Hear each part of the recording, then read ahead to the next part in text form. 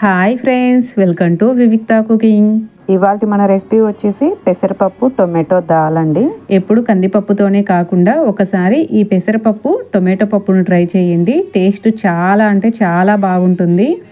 ఒక్క ముద్దకు బదులుగా 2 ముద్దలు తినేస్తారు, నాది గ్యారంటీ అండి. మరి ఈ పెసరపప్పు టొమాటో పప్పుని ఎలా ప్రిపేర్ చేసుకోవాలో చూద్దామా.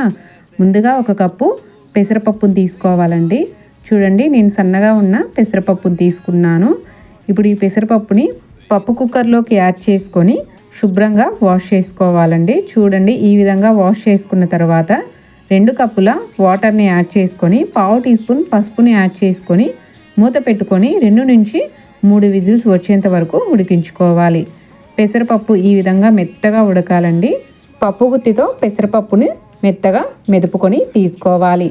చూడండి, ఈ విధంగా మెదుపుకొని పప్పుని పక్కనుంచుకోవాలి.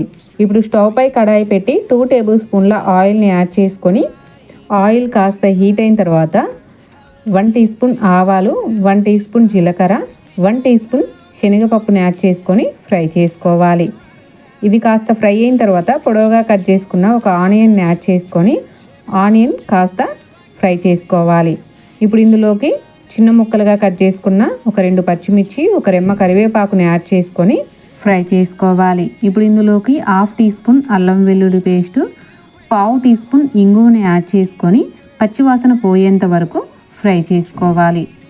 చూడండి, ఈ విధంగా ఫ్రై చేసుకున్న తర్వాత బాగా పండిన 6 నుంచి 7 టొమాటోలని వీడియోలో చూపించిన విధంగా పొడవుగా కట్ చేసుకొని యాడ్ చేసుకొని ఒకసారి మొత్తం బాగా కలుపుకొని మూత పెట్టుకొని టొమాటో మెత్తగా మగ్గేంత వరకు మగ్గించుకోవాలి.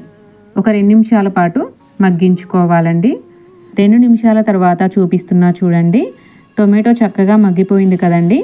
ఇప్పుడు ఇందులోకి మనం ముందుగా వెనిపి పెట్టుకున్న పెసరపప్పుని యాడ్ చేసుకొని 1 teaspoon salt, 1.5 teaspoon కారం యాడ్ చేసుకొని మొత్తం ఒకసారి బాగా కలుపుకోవాలి.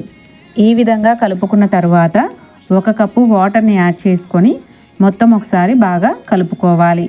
మీ పప్పు కన్సిస్టెన్సీని బట్టి వాటర్ని యాడ్ చేసుకోండి.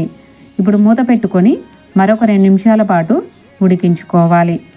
చూడండి, ఈ విధంగా ఉడకడం స్టార్ట్ అయిన తర్వాత సన్నగా కట్ చేసుకున్న ఒక గుప్పెడు కొత్తిమీరని యాడ్ చేసుకొని మొత్తం ఒకసారి బాగా కలుపుకొని స్టవ్ ఆఫ్ వేసుకొని సర్వ్ చేసుకుంటే వేడి వేడి అన్నంలోకి ఈ పెసరపప్పు టొమాటో పప్పు టేస్ట్ అద్దిరిపోతుంది. మరి ఈ వీడియో కనుక మీకు నచ్చినట్లయితే ప్లీజ్ లైక్ చేసి మీ ఫ్రెండ్స్ అండ్ ఫ్యామిలీకి షేర్ చేయండి. ఈ రెసిపీని మీరు ట్రై చేసి మీకు నచ్చిందో లేదో కామెంట్ సెక్షన్లో కామెంట్ చేయండి.